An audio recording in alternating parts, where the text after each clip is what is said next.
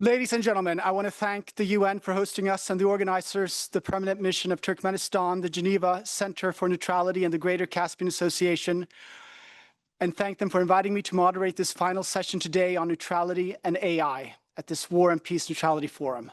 I am Oscar Wendel, Chairman of Global Stratalogues based in Dubai. This discussion will cut to the heart of how neutrality with digital and financial sovereignty are at the core of societies preserving autonomy, democracy, and freedom in a hyper-connected world. The challenges we face are global and require the integration of technology, international law, and politics. As we have heard here today, neutrality is more than non-alignment. Technological neutrality must evolve beyond political neutrality, requiring new frameworks for digital identity, decentralized governance, and human-centric innovation. The question asked is, can neutrality still exist in a world where the battleground is not territory, but data, algorithms, and code? We will explore how neutrality is redefined in the digital age through regulation, infrastructure, and trust.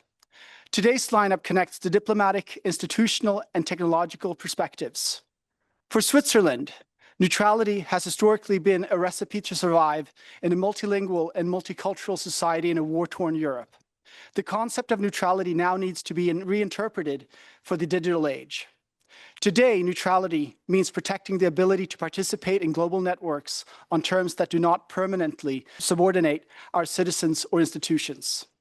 Whether digital or financial sovereignty, it requires the ability to secure critical infrastructure and legal protections for individuals and businesses. A technologically dependent state cannot enforce its laws, protect its data, or ensure a private sector infrastructure that respect democratic norms. In contrast, a nation with strong industries can negotiate standards, host critical services, and design resilient supply chains. There is a relationship between competitiveness and sovereignty that can be categorized in three practical dimensions.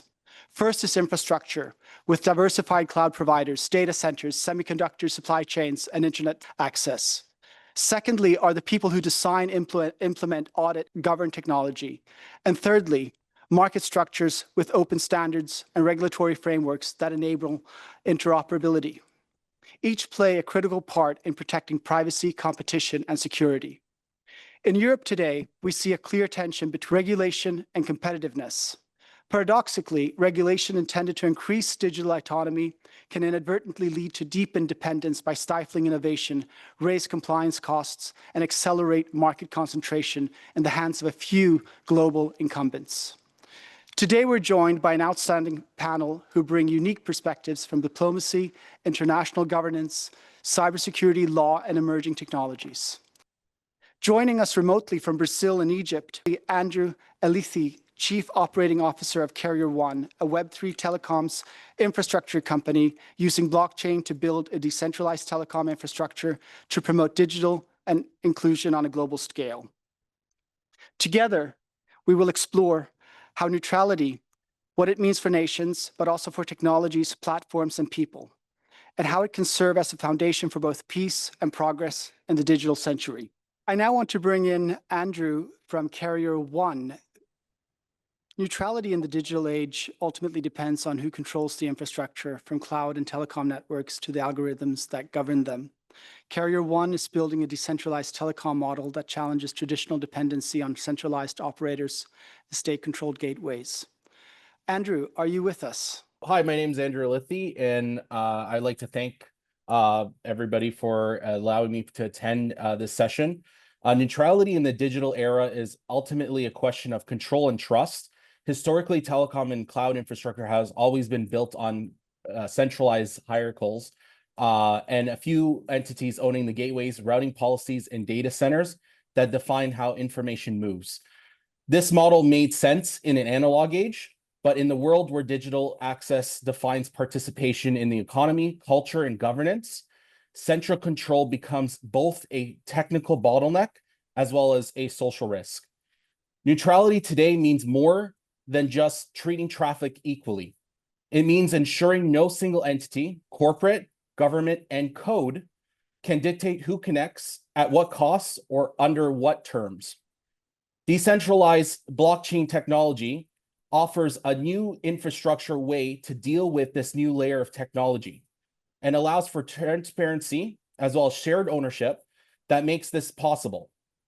It replaces opaque agreements and prioritize control planes with open protocols and verifiable ledgers. So neutrality is enforced by design and not by regulation after the fact. This actually includes scalability and governance, which helps with the decentralization at a scale that isn't trivial. The first generation of distributed networks shows us this through decentralizing, enhances the resilience as well as the governance and the scalability. It also challenges coordination and governance. The future of digital infrastructure depends on finding the equilibrium, systems that can scale globally while remaining accountable locally. This is where on-chain governance, cryptography, as well as identity and interoperable standards play a critical role. Governance can evolve from static regulation into dynamic consensus, participants, where individuals, as well as institutions, or even regulators, can collectively determine network parameters, upgrades, and policy logic in real time. This model doesn't remove governance, it decentralizes it. In essence, neutrality, scalability, and all depend on the same principle, distributed trust. If the rule of participation are transparent, universally verifiable, scalable is no longer an issue. And it also requires no longer a central authority. It emerges from coordination and incentive alignment. Thank you. So just a follow-up question on that. Do you see that this will be a challenge to national carriers? And how can you be integrated in a way that scales to the advantage of nations? We see this as complementing the current existing model with carriers. At the end of the day, when it comes to regulation, we see the opposite in innovation when it comes down to carriers and actually deployment across different countries and different regions. This allows us to actually build out a network that is solid, allows others to participate in building out a decentralized network where you don't rely on just one or two different carriers in every single country.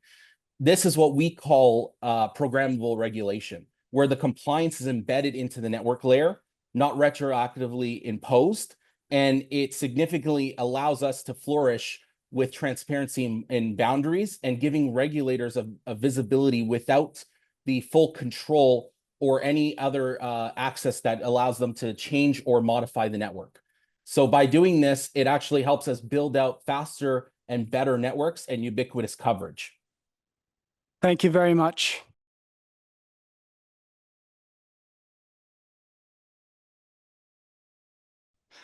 I'd now like to move to Mark Lobecken to a discussion on privacy. Proton Mail is built on a principle that could almost define digital neutrality itself, user privacy as a form, sovereignty. This morning, Pavel Duvlov, the founder of Telegram, made a post where he expressed his concern. To summarize his statement, he said, "Our generation is running out of time to save the free internet built for us by our fathers. What was once the promise of free exchange of information is being turned into the ultimate tool of control. Our generation risks going down in history as the last one that had freedoms and allowed them to be taken away. We've been made to believe that the greatest fight of our generation is to destroy everything our forefathers built: tradition, privacy, sovereignty, the free market, and free speech." Mark, you are facing challenges as we speak. In the era where data is weaponized and communication platforms are pressured by both governments and corporations, could you please speak to the concerns that you see from the outlook of the situation of Proton Mail considering to move out of Switzerland, and how you view the path ahead from legal frameworks and privacy-centric infrastructure, how it can protect neutrality and trust online?